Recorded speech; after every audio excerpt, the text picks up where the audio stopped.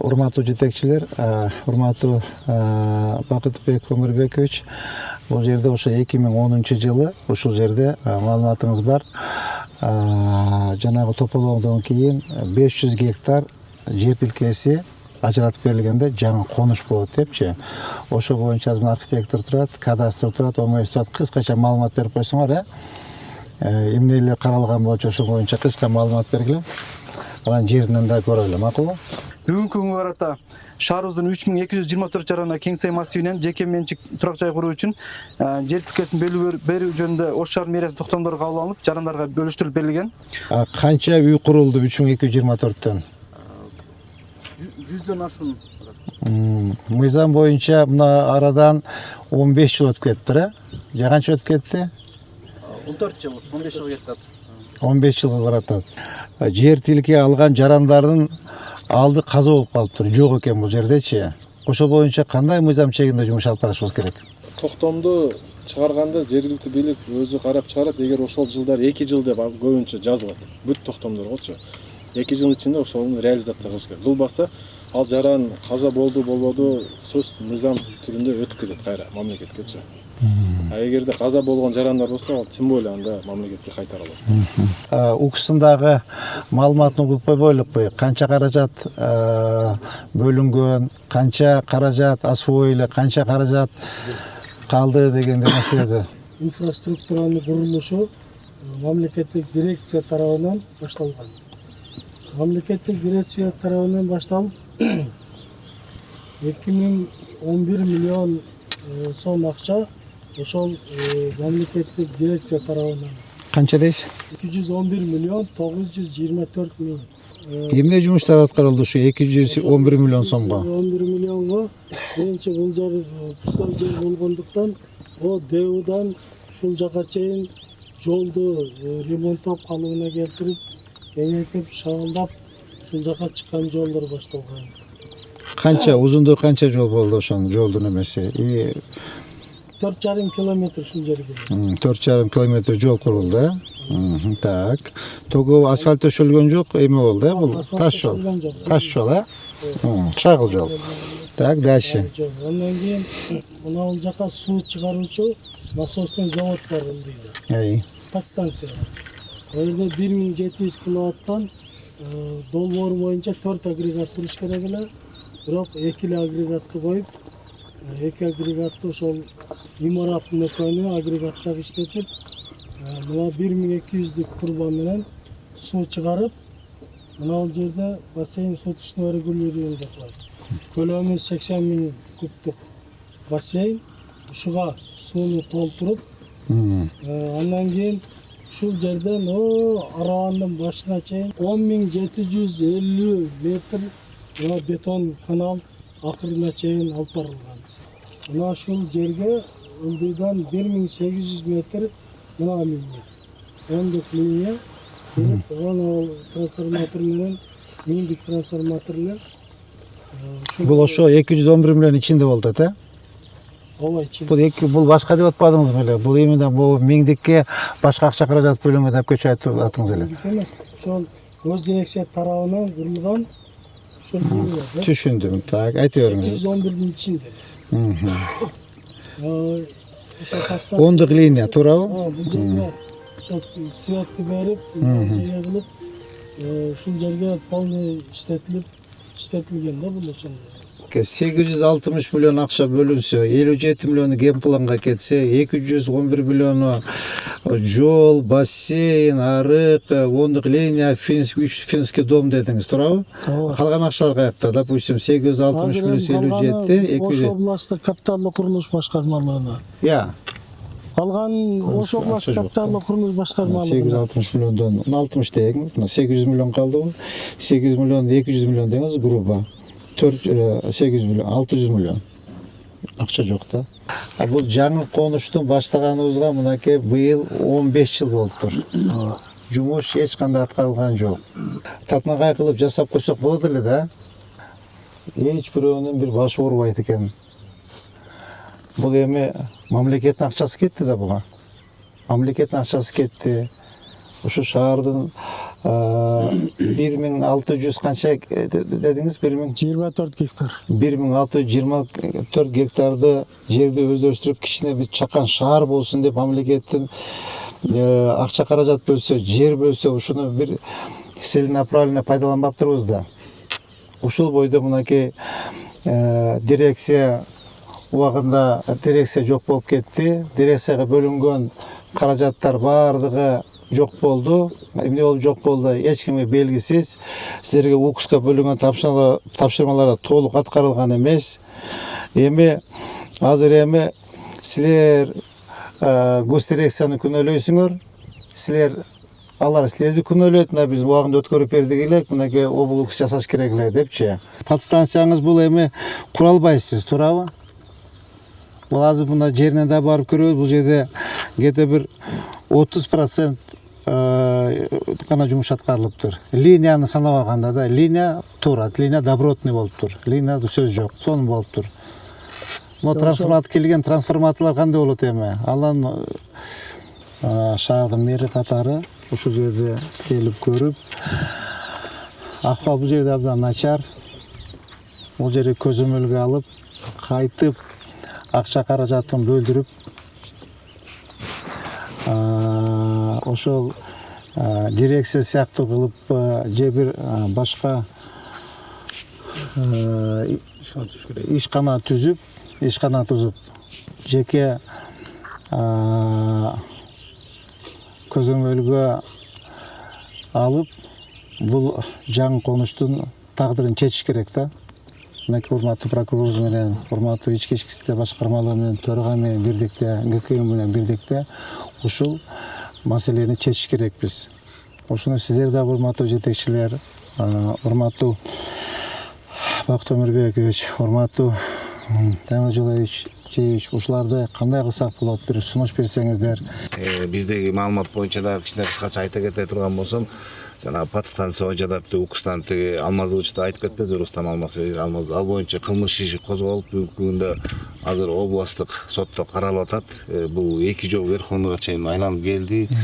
Ар кандай себептер менен анан жана подстанциялардын баары чындыгында завышенный суммага деп иш козголуп, алар азыр кылмыш иш боюнча буюм далил катары табылып алып турат ошол боюнча. Андан тышкары могу текстильщик деп могу жерде дагы фабрика салынган турбайбы? Ал боюнча дагы мэрия тарабынан ошо жер бергенде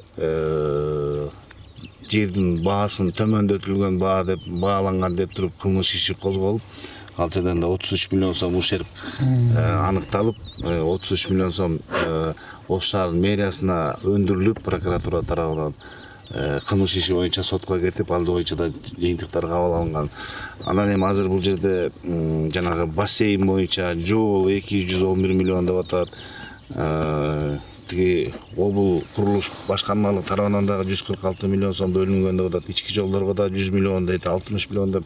Бул жерде акча кеткен, акча каражаттан чоң суммалар айтылып атат. Убагында бул боюнча да текшерүү жүргүзүлүп, баа берилген же жоктугу боюнча биз азыр тактайбыз. Бул боюнча текшерүү иштерин жүргүзөбүз. Жеңишбек Шермаматович бул оценка беришибиз керек. Бул жерде деген чоң суммалар айтып атат. Азыр мына отчетто дагы айтылып атканда бардык сумманы жазып отурдум. Где-то 138 миллион сомдун тиги эмеси жыйынтыгы айтылган жок. Анан эми ар бири боюнча кеткен чыгымдар боюнча бирселе карап тактап чыгалы. Ошол убактагы боюнча ушул жерге однотипный кылып туруп 100 квадрат метрден ипотечный үйлөрдү салсак, ушул жерге ушул эл ээсинин өзүнө элечи, кар ээсинин өзүнө эле сатып беребиз. Жок, однотипный болуп, королор ачык болуп, жолдор ачык боло турган болсо, эл ушул жерге келип, ошол эле жильдер кайра өздөрү сатып ала турган бир механизм иштеп чыгышыбыз керек экен да бул жергечи. Ушул маселе боюнча да Жеңишбаевич бир карап көрсөңүз.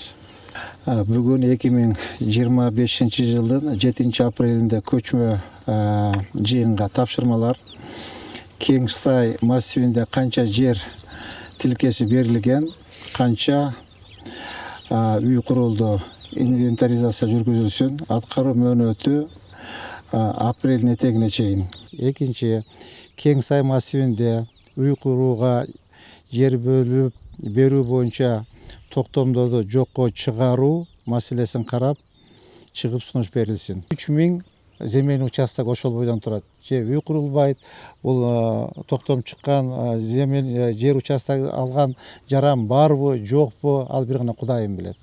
Ошону азыр мына инвентаризация жүргүзсөңөр чыгат. И бул өзү токтомдо жазылганбы, течен духлет деп жазылган беле? Ушу токтомдорду көтөрөлү. Токтомдорду көтөрүңүз дагы ошолордун баарын сунуш берилсин жокко чыгаруу боюнча. И азыр мына Кудай кааласа отуруңуз. Азыр Кудай кааласа урматтуу коллегалар даядан туура айтты. Бул мен Кудай кааласа урматтуу президентибиз Садыр Кожоевичке, урматтуу генерал Камчыбек Кыдыршаевичке ушул жыл массив эми боюнча Кең Сай жыл массив боюнча мен маалымат берем. Ушундай акыбалыбыз начар экен, каралбай калган деп бул боюнча маалымат берем.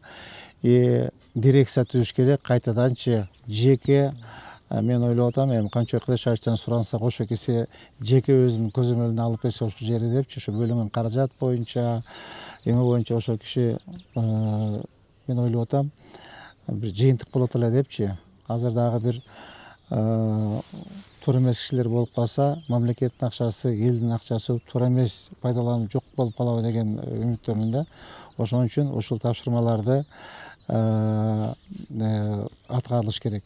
Анткени дагы бир жолу кайталап коеюн, урматтуу бүгүнкү жыйындын катышуучулары, урматтуу коллегалар, бул как мэр катары, шаардын мэри катары бул менин көйгөйүм да, мэриянын көйгөйү. То есть ушул жерге келип элдин маселесин чечип, ушу Кең Сай шаарын жыл массивти жаңы конушту татынакай кылып оңдоп коюш ошол биздин мэриянын жумушу болуп калат.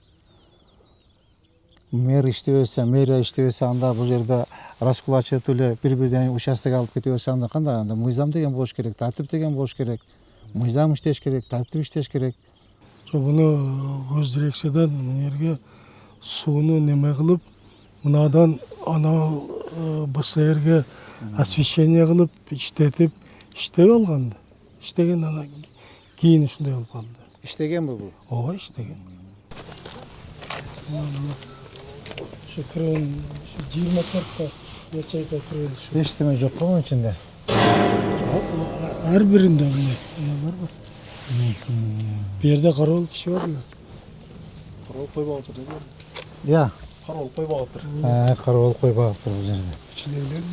Ya. Bizden çıkarıp ketken atıyorsa. Eşitme yok hiç kustu. Kança karajat ketti uşul жерде? Şuğa 205 milyon akça verilgen. Ana 205 milyon. 134 milyon somduk, ana 82 milyon, ana 40 milyon, 122 milyon bol. Ana buna linya, buna stроительный, Ошондо buna kanalı 134 milyon somduk. кайсы компания эметти буну? Bunu elektromontaj деген акционерное общество генподрядчик болгон. Анан суу трансформ жилстройде око субподрядчик болуп иштеген. Жана козголгон иш боюнча. Ооба, ошол боюнча, ошол. Оператордору. Ооба, ошолор. Облустта карап алат. Ооба, ошолор. Бул баланс кандай элек? Бул эми эч кимге өтө элек да, незавершенкада. Буну бүтүргөндөн кийин анан ОШПСке баланс калат да. Ушуну мамлекет өзү курса болбойт беле? Булар менен мен билбейм, түшүнбөйм. Канча 15 жылдан бери соттошобу? 15 жылдан бери сот бүтпөс болду да. 14-жылдан бери. 14 почти 11 жыл. 11 жылдан бери сот бүтпөс болду да. То сотко келбейт, то ооруп калат, то эмeye кетип калат. Муну кайтып бир көзөмөлгө алып, жаңы дирекция түзүп, ишти башташ керек. Башка булар менен ничего не получится. Акча жок да жеп койгондо туурабы? Жок акча, дебиторский задолженность. Ал эмне кандай дебиторский задолженность түшүнбөдүм. Олар карыз да бизге. Ал Акчаны берип койгонбуз, жумушту аткарбай коюшкан. Ошону дебитор болуп калат. Аны эми силер бергенсиңерби, дирекция бергенби? Жок, биз аркылуу болду. Эмне үчүн анча акча берип койдуңардан кийин? Муну карап бербейсиңерби? Допустим, АКППнын работа тапшыргандан кийин бериш керек болчу акчаны. Ол жерде мындай ситуация болуп калганда, мынаны Россиядан алып келебиз деп, олар менен договор түзүп, ошондо олар договор Россиядан алып бизден чыкпайт эле да. Кээ бирлер договор биринчи аткаргандан кийин отуруп Ошо АКППнын работа АБРда. Мен договор түзүлгөнүнө жараша анын баардыгын мыйзамдуулугун карап чыгабыз азыр. Дебиторский задолженность болбош керек да. Ал компания барбы эми азыр? азыр жок эсептеди. Ya. Аннулировать etip sorsun. Ооба, жок да. 205 миллион дедиңиз, э? Ооба, алган. 5 миллион.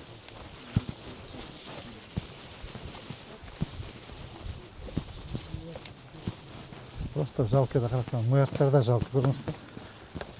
Жумолорун бир эметпесе бир мындай жакшыраак жерге алып, мыналарын карасаңыз, бир курук жерге алып койсо болот болчу. Тетиядан карасаңыз, тетияда бардак мынакей, могунун ичинде тоже бардак. Муну Астаулов үчүн көрсөңүз, Бакбек Өмүрбекович, оңгурсаңыз. Моя вообще бардак, карасаңыз, никому никакого дела, да. Көрдүңүзбү? Ошол бойдон көрсөңүз.